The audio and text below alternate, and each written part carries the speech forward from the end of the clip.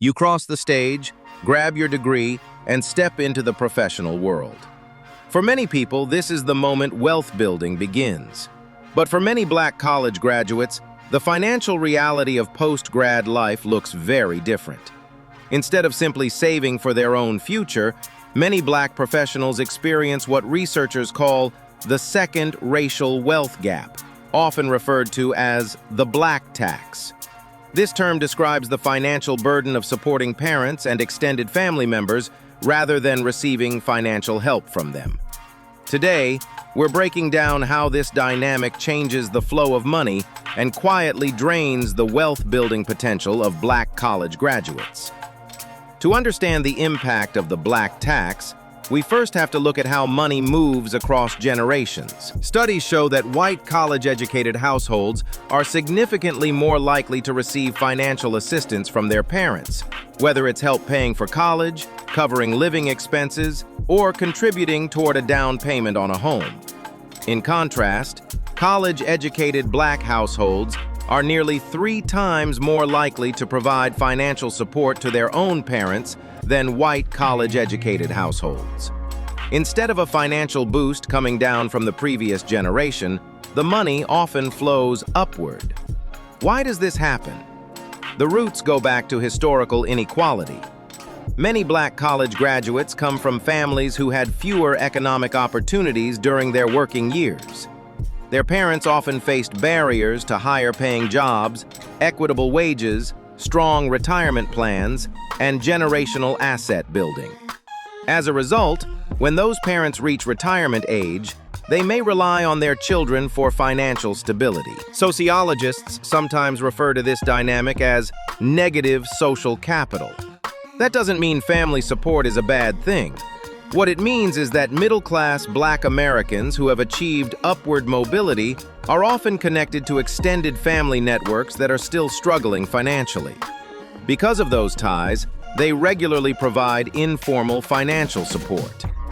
One high-earning Black professional interviewed in a wealth mobility study described it perfectly. People assume you have plenty of money because you have a good job and a degree.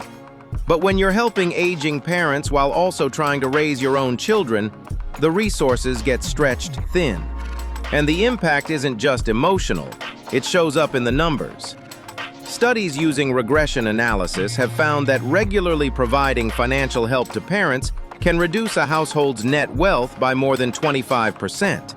Over time, this outward flow of resources has major consequences for long-term wealth accumulation. When researchers looked at wealth trends from 1989 to 2013, they found something striking.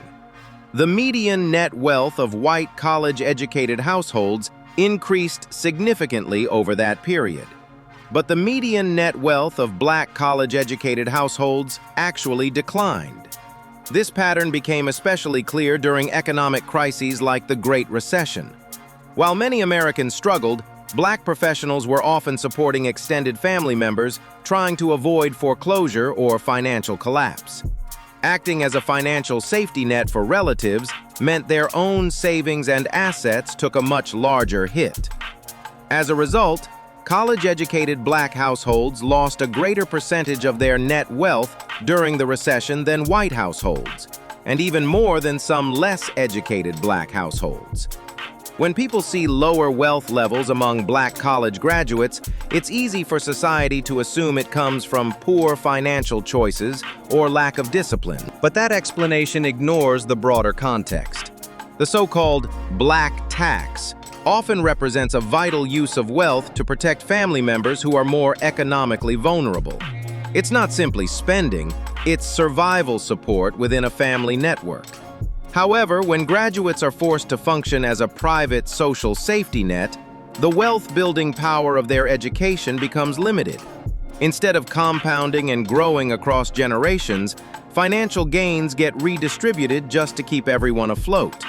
This dynamic helps explain why scholars sometimes describe the Black middle class as financially fragile. The income may look middle class on paper, but the obligations behind that income tell a very different story. Closing the racial wealth gap will take more than encouraging people to earn degrees.